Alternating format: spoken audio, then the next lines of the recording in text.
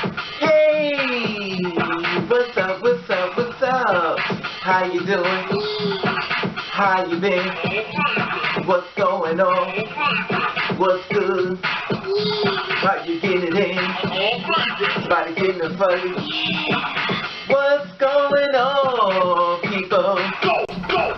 Okay, I want to share something with you. Now, this is an article that went out back in 2015, a challenge of being a transgender in a nursing home, and I want to share this through with you just for food for thought. Many elderly care facilities are ill-equipped to deal with the needs of transgender seniors who fear they will be moved to assisted living may leave them vulnerable to discrimination and harassment. Now, when Brett, a 69-year-old man from St. Paul's, Minnesota, went to visit his dying mother in a nursing home a few years ago, he began to worry and is earnest about the later years. And I've been in the institution most of my life, says Brett. His last name has been withheld of its protection and privacy. Who spent his teenage years in series of foster homes and juvenile detention centers, estranged from his family. That never scared me. But I won't get to be in a nursing home like my mom was. His own experience, he feels, will be different. Now, Brett, who is transgender, has a full beard with a low-speaking voice and has had his breast removed, but he never had sex reassignment surgery, meaning that he has transgender status would quickly become, obviously, in the nursing home aide charged with bathing and dressing him like many other transgender seniors. He worried that would mean for him once he enters into a nursing home or assistance living facility. Now, currently, there are more than 1.5 million LGBT people over 65 in U.S. A number expected to double over the next 15 years as a possible age, but precise status of older transgender adults for the matter. Transgender people of any age are hard to come by. One 2011 studies using health surveys data estimated the country's transgender population around 700,000. This past May, the Census Bureau published a study that analyzed that the number of transgender likely individuals based on people who have changed their name around 90,000 or sex around 22,000 in Social Security Administration. Now, these estimates varies and widely part because there is no reliable means of tracking them. People change their genders, and Census Bureau still offers male to female, and many trans people haven't completely transitioned into the living full-time and express genders other than successfully express their history, that there is a little evidence that they lived anywhere else. Now, one thing through it clear for transgender people aging in the years later of life and present a unique of challenges. Most transgender people have not surgically transitioned for reasons that include prohibitive costs, decreased sexual function, and so when it's disrobed in medical settings, they automatically outed, explained Laurel Cook Daniels, the founder of a Milwaukee-based transgender agent network. The inability to closet even if they want to means we have a much bigger problem in getting trans people to health care, she said. Now, the past research has found that many transgender people avoid seeing a doctor for fear of being ostracized, or those who seek medical care. In 2011, survey of 6,456 transgender people across the U.S. found that 28% of respondents have suffered from harassment in medical settings, including ridicule and rough treatment. 19% said that they have been denied care, although by doctors or other providers, and 50% have reported having to educate their medical providers on transgender care, which I went through as well.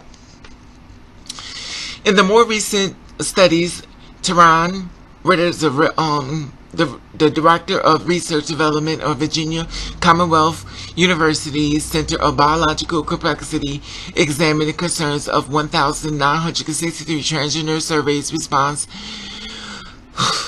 about their later life and the end of life plans. Most of the participants, she wrote, stated that they would prefer to die at a home rather than a care of a nursing home facility, often out of fear of a type of care they would receive in a right pain killing. Would the care be respectful? Would it be abused or violated? Would their gender identities be respected? Would they be allowed to live in their last moment of grace and dignity? Give me a second. As I am only part-time each gender, I am worried that I will be some situation that will force me to consider totally masculinity, while one in Ritten's study participant wrote, like being assigned the boy room, meaning X'd out for femininity. Now, in a nursery home, gender segregation spaces like bedrooms and housing wings can be particularly concerning to transgender seniors, as Ally Wong recently reported in Atlanta of the U.S. Department of Education, and affirmed that the protection of Title 6 extends that transgender students in July, citing that Title 6, I'm thinking it's 6, I may be wrong. The Justice Department's filed at a statement in support of transgender students suing Virginia School District after being required to use the ultimate restroom, but Cook Daniels said that currently no similar anti-discrimination regulations in place in nursing home and other assisted living facilities. Now, Cook Daniels and other TANs employees regularly host workshops and training on transgender agent issues on healthcare professionals, elders, care providing the national agent organization. The most common question, she said, is one about segregated living spaces. People who know what gender roommates do I get a transgender senior? What bathroom do they use? She said there still could be a lack of understanding in how gender identity trumps biological sex, and that people should have access to facilities that match their gender identity. The roommate question is a particular can be front into complication. Britt recently experienced what life will be, what might be like for him in a long-term care facility when he checks in a temporary stay in St. Paul's nursing home to recover from a back injury. After weeks in a single room, he said that he was assigned a male roommate, but he worried that the roommate of either gender would soon discover that he was transgender, a fact that he didn't want to publicize. A female would have a problem with me, and I have a problem with the male, he said. I wouldn't want him to know about me, and with the gossip in the nursing home, that secrets would last about a week. Rather than take a roommate, Britt left the nursing home and went to stay with his daughter, who took over the caring for him, and as he recovered from Britt, said the situation wouldn't have had the same option. Now, past research has found that LGBT people, seniors, and other half are likely as their heterosexual peers to have support networks and close relatives. The recent surveys of 6,450 transgender people in the U.S., more than half reported have had their strains from their families, a significant disadvantage in the country. That also 80% of the older people with disability rely on particular exclusive family caretakers. The effort of the social isolation experience of the older LGBT people, of those is goal, and the advocacy groups of social and advocacy and the gay, lesbian, bisexual, and transgender elderly SAGE, one of the organizations currently prioritized working with secure recognition for the LGBT community as Older Americans Act, OAA, the source of federal funding and for senior care programs across the country and a population of great social needs deserving of dedicated funds for training, outreach, and services. The current interpretations of the terms explains that the U.S. administration of aging and value of its community, such as isolation, may be cause of minority religious affiliation and others isolation due to sexual orientation and gender identity may be restricted to people ability to perform normal daily tasks or live independently when planning and service in the areas most of particular environments determine their population as being targeted based on social